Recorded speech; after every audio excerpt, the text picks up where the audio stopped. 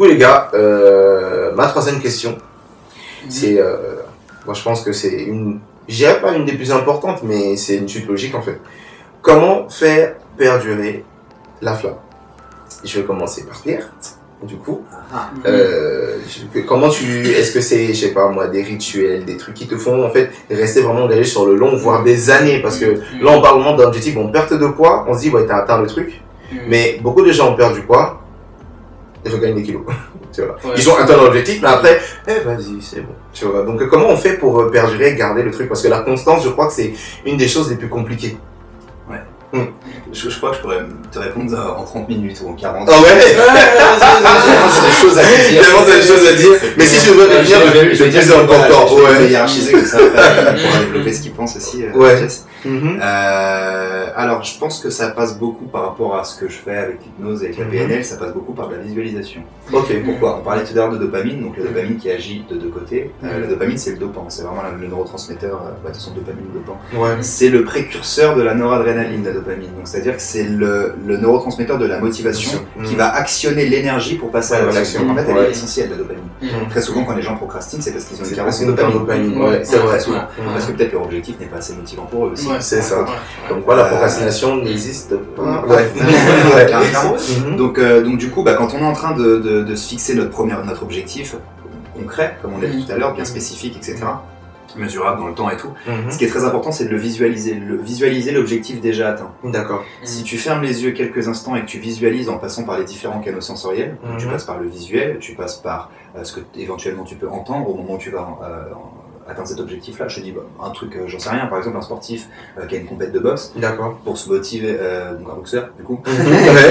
Voilà, c'est ça en fait, il faudrait qu'il ferme les yeux, qu'il s'imagine à la fin sur le ring, qu'il visualise tout ça, qu'il visualise des cordes, qu'il visualise les personnes qui sont en face de lui, qu'il visualise peut-être certains mouvements qu'il pourrait faire pendant l'acte, pendant son combat, mais qu'il visualise surtout l'objectif atteint, quoi. Peut-être les cris des gens en folie, peut-être lui qui ressent aussi l'émotion. Qui ressent cette énergie, cette émotion. Au niveau kinesthésique, ça va peut-être plus être de l'émotif, ressentir les sensations de joie, de fierté, de bonheur, d'amour, peut-être même qu'il a pour lui-même ou pour les autres, ce qu'il a donné à travers son combat.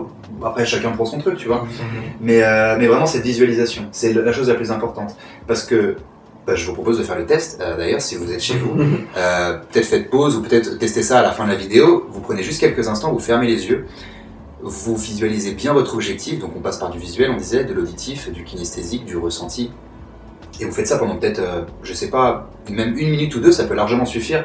Vous allez voir comment juste après, quand vous allez réouvrir les yeux, vous ressentez ce truc, content de s'imaginer qu'on va réussir à le faire, vas-y, qu'est-ce qu'il faut que je fasse nécessaire pour le faire. Voilà. Et en fait, c'est là où tu comprends que la dopamine, comment est-ce qu'elle arrive à l'intérieur du cerveau, c'est que par ta visualisation, tu vas générer la dopamine qui va te motiver et te permettre en final de passer à l'action derrière. Et puis on en parlait tout à l'heure, une fois que tu vas atteindre l'objectif, tu vas recevoir cette dopamine, parce que du coup là, dans la réalité concrète, tu auras vraiment atteint l'objectif, ce sera pas que dans ton imaginaire. C'est ça qui fait tenir. Et là, ça fait boucler la boucle, en fait. Parce que du coup, tu pars dans un cercle vertueux après. D'accord. Donc je parlerai de visualisation, pour moi qui est hyper essentiel, que j'utilise au quotidien et qui a, je veux dire, transcendé ma vie complètement. Depuis que je fais des visualisations, j'ai l'impression de ne plus jamais être surpris par quelque chose. Alors oui, il y a toujours des surprises, il y a des choses qui ne se passent pas forcément comme je veux. Tu l'as tellement imagé que quand ça arrive, parce que quand tu as quelque chose qui est prévu, tu visualises dans ta tête, un truc, ça peut même être le truc que tu as fait pour le lendemain. Tu veux que ça se passe bien, comment est-ce que tu veux que ça se passe, dans quel état d'esprit tu veux être, quel type de truc tu as envie de dire, tu vois, tu commences à visualiser. Alors faut pas non plus, le but c'est pas de se scénariser non plus. Fantasme le truc. Le but, c'est de savoir quelle est mon intention. Là, je parle pas d'un objectif à long terme, je parle d'un objectif vraiment à court terme. Par exemple, ce que tu as à faire demain. Le but, c'est quelle est l'intention, quelle est l'émotion que j'ai envie de ressentir, et vraiment se fixer là-dessus. Pourquoi? Parce que dans ça, tu envoies une intention à ton inconscient. C'est comme si tu demandais à ton inconscient, je veux que tu mobilises tes ressources pour pouvoir me donner la patate demain pour que je puisse faire ça comme ça. En fait, si tu veux. C'est un peu ça l'image. Et après, il y a le sommeil qui rentre en compte, parce que pendant ton sommeil, il va te donner les ressources, et le lendemain, ça va se passer. passer nickel. Première chose, visualisation. Deuxième chose, excuse-moi, we have time. T'en prie. Deuxième, parfait, c'est gentil. C'est pour nous, regarde. Non, mais c'est parce que t'es en train de parler de quelque chose qui est hors du commun. Ouais, c'est ça. Il n'y a pas beaucoup de gens, qui pratiquent la visualisation. Et ça, je trouve que c'est un rituel. Ça fait partie de ma vie, mon travail, etc. Donc c'est vrai que c'est quelque chose qui est assez. La deuxième chose, c'est vrai que j'en parle comme ça, mais des fois ça peut être un peu confus pour certaines personnes.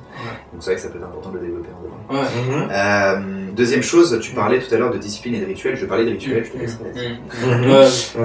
Les rituels, c'est quelque chose pour moi qui est essentiel. Tu vois, un rituel que j'ai de visualisation, pour qu'on reste dans le thème, c'est que chaque soir, avant d'aller me coucher, enfin plutôt au moment où je vais me coucher, donc je fais ma vie, etc. Que je rentre dans mon lit, je visualise ma journée que je viens de passer, dans le sens inverse. Pourquoi ? Parce que là, je retiens uniquement les choses qui sont intéressantes pour moi. Les choses qui n'étaient pas intéressantes, je les balaye. Pourquoi ? Parce que je sais que dans mon sommeil, mon cerveau il va faire tout le tri de tout ce que j'ai fait dans ma journée et il va tout retenir. J'ai pas envie qu'il y ait des croyances limitantes qui soient enregistrées. D'accord. Tu vois ? Donc qu'est-ce que je fais ? Je visualise en me disant ça c'est génial, ça c'est génial, ça c'était génial. Tu vois ?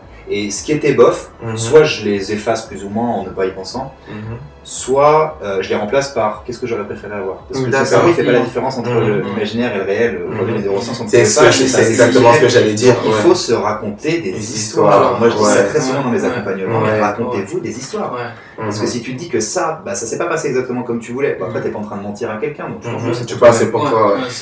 Mais qu'est-ce que j'aurais aimé voir à la place ? Imagine que c'est ça que j'ai vu à la place. Déjà si c'est ça parce que si c'est ce que tu voulais qui se réalise, qui s'est vraiment réalisé, tu sais toi-même que déjà t'es pas dans la même vibration.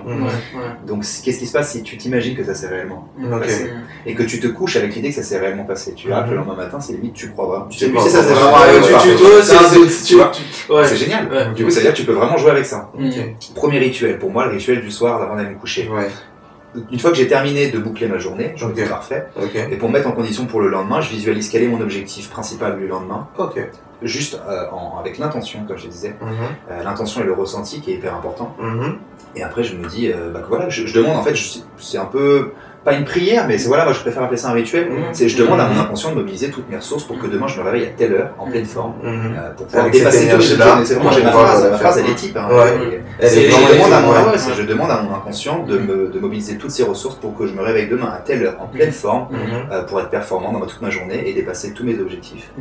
Et passer une journée merveilleuse sur tous les plans. Voilà. Mais c'est. Après, tu peux même t'amuser avec ça, parce que comme on a une horloge biologique, notre cerveau il a une horloge. Très souvent, si tu arrives à poser cette intention-là et que tu commences à réussir à communiquer avec cette partie inconsciente de toi-même, tu peux demander à ton cerveau de te réveiller à 9h00. Et tu seras assez surpris de voir, tu vois les yeux en disant tiens, c'est marrant, j'ai l'impression que je dois me réveiller. Je vais regarder l'heure, je vais avoir 9h00. C'est flippant. C'est comme la fameuse phrase de quelqu'un qui disait souvent ma passion me réveille, j'ai pas besoin d'alarme. C'est que il a tellement été touché par ça que il se réveille avant le réveil, il n'a plus besoin. Et donc moi je retiens deux choses, donc la visualisation que tu en as fait comme rituel. T'as pas terminé. Il est chaud, je t'en prie, donc continue. Non, je parlais parce que c'est le premier rituel, le rituel du soir. C'est le premier rituel du soir. Rituel du matin. Alors j'ai la conviction personnelle. Ça après chacun fait ce qu'il veut avec ça. Que les ondes de téléphone, électronique, etc. peuvent nous bousiller un peu le cerveau et peuvent rentrer en champ, on va dire, contradictoire avec notre vibration personnelle. Donc moi, déjà je me couche avec une portable qui est très éloignée de moi et j'ai un réflexe le matin, c'est que surtout je ne regarde jamais mon téléphone. Pourquoi ? Parce que quand je regarde mon téléphone en général le matin, j'ai plein de messages, j'ai plein de mails, j'ai plein de trucs. Ça te met si tu apprends une mauvaise nouvelle tout de suite sur ton téléphone et que c'est le premier truc que tu vois une fois que tu viens de te réveiller, ta journée elle est morte. Donc ce que je fais, c'est que là mon portable je le regarde pas avant au moins 30 minutes, 1 heure minimum. C'est-à-dire que je me réveille, je fais je prends mon petit déjeuner, je prends ma douche, etc. Une fois que je suis prêt, que je suis habillé, que je suis prêt, là je prends mon portable. Je prends 5 minutes ou 10 minutes si j'ai besoin de plus de temps pour traiter tout ce que j'ai à traiter. Si j'ai rien à traiter, parfait, j'y vais. Voilà ça. Et là, pareil, le matin, quand je me réveille, c'est pour ça que je fonctionne avec un tableau, une checklist que je remplis, entre autres, avec mes objectifs de la veille. D'accord. Ça, le matin, je vois tout de suite qu'est-ce que je veux. Comme j'ai demandé la veille à mon inconscient de mobiliser ses ressources, du coup, le matin, c'est plus qu'un rappel. C'est je me réveille et je me dis, ah oui, ok, tout ça, ok, c'est parti. Je sais exactement je sais pas quelle va être ma journée, mais je sais qu'est-ce que je veux trouver dans ma journée. Tu vois, et c'est ça le plus important. Parce que si tu pars dans une dynamique positive en disant juste je veux atteindre ça comme objectif et après je veux me faire surprendre. En général, tu passes une journée merveilleuse, quoi. Parce que surtout si t'es dans une bonne vibe. D'accord. Voilà, bon, je vais m'arrêter là parce que j'ai beaucoup. Non, mais je vois un peu l'idée, surtout le côté de rituel et surtout de ne pas rater ses rendez-vous avec soi-même. C'est important de se retrouver pour pouvoir faire ce travail personnel et se dire, bon, voilà, et se rappeler, en fait, justement, par le rituel que, bon, je veux ça comme objectif, peut-être sur prendre le principe de petits pas encore, c'est-à-dire, bon, demain, ça sera ça, on sera ça, et visualiser. C'est très important de se dire que, quand on dit que le cerveau ne fait pas la différence, la réalité et voilà ce qu'on imagine, c'est que l'émotion en fait qu'on ressent, voilà, c'est que si je vous dis d'imaginer la joie et que vous souriez vraiment, vous êtes joyeux, même s'il n'y a pas de situation. Et quand il y a la situation, vous serez vraiment joyeux. Donc c'est ça qui est vraiment exceptionnel en fait. Donc non, moi j'aime beaucoup. Qu'est-ce que tu en penses du coup de tout ça? Alors, comment garder la flamme? Ouais. Et il a parlé de quelque chose de très intéressant. Moi aussi, ça fait longtemps que... Je crois qu'on le fait tous, parce que moi aussi, je le fais. Beaucoup retourné dans ce que j'ai dit, j'ai fait « Ah, on n'est pas seul en fait !» Mais dis, peut-être faire la même chose. Moi, c'est surtout quand j'ai quelque chose, par exemple, quand j'ai quelque chose de très... Alors, moi, j'ai ce truc, je sais pas, bon, je crois que tout le monde stresse. Ton truc, tout le monde stresse quand on doit faire, disons, on doit faire un entretien, un événement, surtout quand c'est toi qui prépares l'événement, parce que moi, en 2017, j'ai organisé des événements, tout ça, et alors, ça, j'ai remarqué que quand tu visualises comment les choses vont se... Même si elles se passent pas, on s'en fout, même si elles se passent pas comme tu l'espérais, c'est que quand tu arrives à cet endroit, tu as déjà été là dans ton esprit, dans tes pensées. C'est pas un endroit inconnu. C'est ça. Et quand tu y arrives, déjà, ça diminue le stress. Ça diminue le stress et ça te donne plus de contrôle. Parce que quand tu es en train de visualiser, tu te dis, moi, quand je vais arriver là-bas, je vais être comme ça. Donc, ça te donne le contrôle sur quelle émotion tu vas ressentir quand tu vas y arriver. Ça te donne cette tu vois, t'es pas surpris, t'es pas en train de réagir. C'est ce que je veux dire. C'est exactement ça. C'est ça. Et alors, t'es pas en réaction aux choses, Alors moi, je vais vous parler de mon expérience personnelle avec la visualisation. Je trouve que moi, je suis plutôt quelqu'un qui est très idéaliste. Alors moi, quand j'essaie de visualiser quelque chose, un événement ou quelque chose, je me perds dans les pensées. Tu vois, je commence à fantasmer sur comment, tu vois, quelqu'un va arriver, ils vont être hyper joyeux, ça va être bien. Alors, j'ai trouvé un moyen d'échapper à cette partie de moi. Au fait, quand je visualise, je l'écris. D'accord. Je l'écris, ça fait partie de mes rituels, de mon rituel du matin. J'ai un cahier et je fais exactement ce que tu fais dans ta tête. Mais moi, je l'écris. Je me vois en train de... Je ressens cette émotion. Je décris ça. C'est presque un script d'auto-hypnose. C'est ça. C'est ça. J'écris ça sur papier parce que je trouve que ça m'évite de partir loin. Partir loin, ça permet de te recentrer. En fait, c'est un rituel de reconcentration. Reconcentration. On est distrait par beaucoup de choses, donc là, c'est Parce que j'ai remarqué ça à propos de moi. Il y a beaucoup de gens pour lesquels ça fonctionne de s'asseoir et de visualiser, mais moi je l'écris et j'ai pris la décision de faire ça parce que je trouve que c'est plus actif, tu vois. D'accord, ça surstructure ton rituel. Donc ce que je voulais dire, à part ça, je trouve que c'est c'est très bien de développer cette habitude. Franchement, moi, il y a beaucoup de choses que j'aurais pu pas faire si je... Pour moi, c'est essentiel. Quand j'ai appris ça... Tu voulais rajouter un petit truc, ouais. Non, parce que je parlais de ça. C'est la même... Je pense que tu es même passé à un niveau dessus encore de la visualisation. C'est-à-dire que tu fais pas une visualisation simple. Parce que c'est vrai que parfois, on peut être un peu parasité par nos pensées, par notre mental qui vient un peu mettre son petit contrôle là-dedans. Ou alors son opinion. Parce que des fois, on idéalise des trucs et puis il y a ta petite en tête qui dit oui, mais non, ça va pas se faire. Le mental, il a un peu tendance à essayer de bousiller. Et je trouve que c'est super intéressant de le poser sur papier. Et en fait, c'est comme ça qu'on fonctionne en auto-hypnose quand on apprend les bases de l'auto-hypnose à quelqu'un. C'est d'écrire un script avec des mots connotés positivement, toujours. Jamais mettre de mots qui peuvent perturber l'inconscient, mais mettre toujours des mots simples et positifs. Et de vraiment pouvoir écrire le script, le relire 10 fois d'affilée pour qu'il y ait comme un disque qui tourne dans la tête. Et après, on démarre l'auto-hypnose. Qu'est-ce qui va se passer pendant ce temps-là? Parce que quand on va être dans l'état modifié de conscience, le disque va continuer de tourner. Donc toute l'autosuggestion positive, c'est qu'on a scripté, elle va rentrer beaucoup plus simplement. Alors que pendant qu'on est en auto-hypnose, on peut être dans nos pensées à ce moment-là, mais il y a toujours cette partie de nous qui entend tout ça. Et du coup, je trouve ça hyper. C'est pour ça que tu dis que c'est beaucoup plus puissant en fait, de faire ça. Parce que du moment, on n'est pas sur une visualisation simple. Là, on passe par un état limite modifié de conscience en fait, dans ça. Donc c'est décuplé. Mais la visualisation, je vais y arriver, c'est simple. Et très bien aussi, surtout pour les choses à court terme. Pour les choses à long terme. Des fois, quand tu te dis, ouais, mais ça me fatigue, le résultat, je vais l'avoir que dans 1 an, 2 ans. Comment je vais faire pour tenir jusqu'à 1 an, 2 ans? Au lieu de te dire comment est-ce que je vais faire pour tenir pendant 1 an, 2 ans et que tu es en train de te plaindre, ferme tes yeux et visualise ton objectif. Et tu verras que tu vas plus te poser la question de est-ce que je continue, est-ce que je continue pas. Tu vas te dire, non, c'est ça que je veux. Donc j'y vais et je continue. Il y a même encore d'autres trucs que je voulais dire, je sais plus.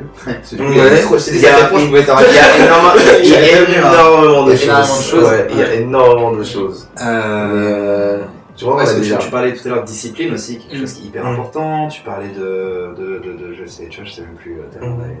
On a parlé, en fait, si je reprends bien certains points, on a parlé de principe de pas à pas, on va dire, fixer plusieurs objectifs, la discipline, les rituels, une question d'énergie pour travailler sa performance, se rappeler son pourquoi. Et faire les choses, et la notion, on va dire, même si on n'aime pas trop le mot, de sacrifice, mais vraiment le truc de laisser l'ancienne personne qu'on est pour arriver à notre nouvelle personne. De choix.